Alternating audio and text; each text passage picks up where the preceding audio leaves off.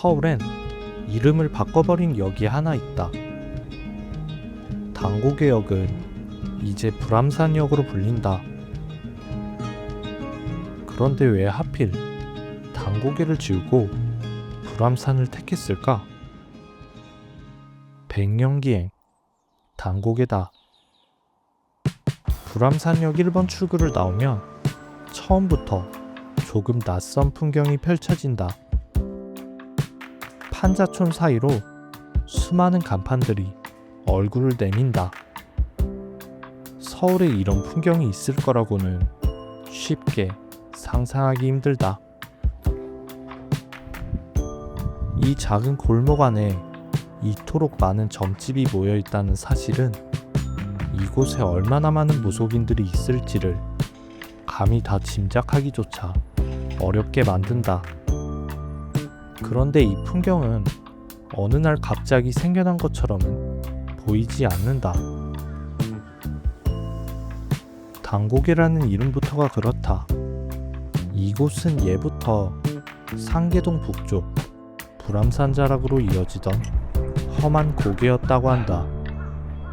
산짐승이 무서워 사람들은 돌을 하나씩 손에 쥐고 고개를 넘었고 무사히 지나면 그 돌을 하나둘 내려놓았다. 그렇게 쌓인 돌무더기 곁에 성황당의 전승이 나오며 이곳은 당고개라 불리게 되었다고 한다.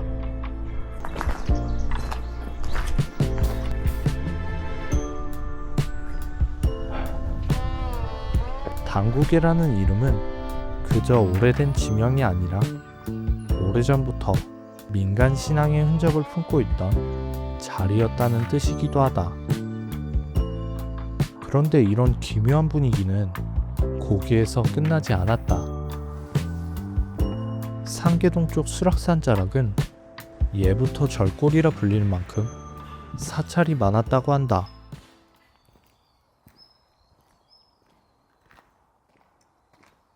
신라시대 창건전승이 있는 항림산은 수락산 인근을 대표하는 천년고찰이다. 오랜 세월 이 산자락이 기도와 염원이 쌓이던 자리였음을 짐작하게 하는 흔적이기도 하다. 근현대에 와서 산 아래의 풍경은 또 한 번 크게 달라진다.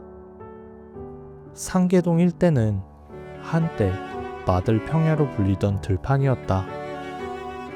그러나 1960년대 이후 서울 도심에서 밀려난 철거민들이 이곳에 자리를 잡기 시작하면서 들판의 풍경 위로 판자촌과 달동네의 시간이 겹쳐지기 시작한다. 상계동에 넓게 퍼진 판자촌의 흔적은 자연스럽게 자라난 달동네라기보다 사람들이 변두리로 밀려나며 만들어진 흔적에 더 가까워 보인다.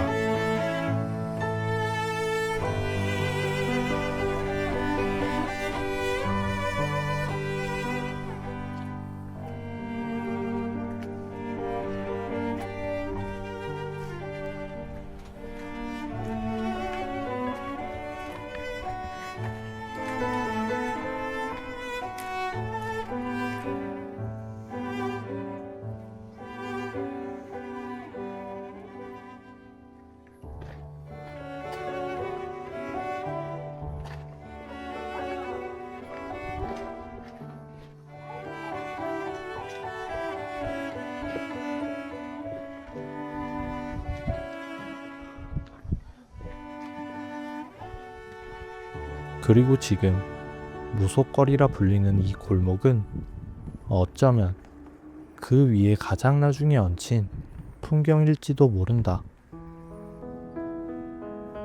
누군가는 값싼 집과 낮은 월세 때문에 무속업을 하는 사람들이 이곳에 들어와 자리를 잡았다고 말한다. 하지만 이 풍경을 그저 집값으로만 설명하고 나면 어딘가 조금 허전한 것도 사실이다. 우연히 당고개라는 이름이 남은 고개였고 우연히 절골이라 불릴 만큼 사찰이 많았던 산자락이 있었고 우연히 달동네 앞 판자촌의 시간이 겹쳐 쉽게 들어와 살 수 있는 골목이 만들어졌다.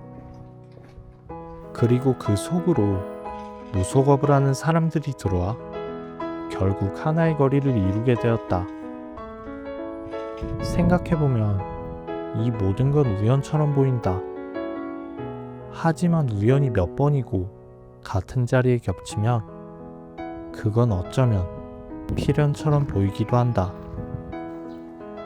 수락산과 불암산의 기운이 결국 사람들을 이곳으로 끌어모은 것은 아니었을까?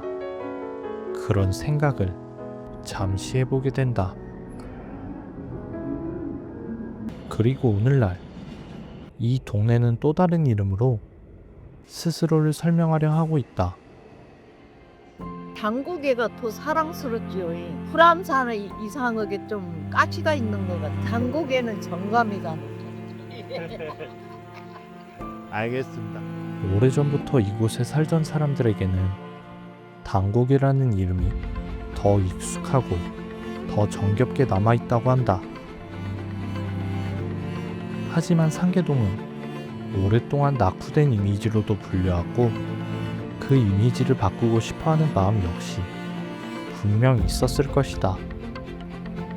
그래서 사람들은 당고개 대신 불암산이라는 이름을 택했다.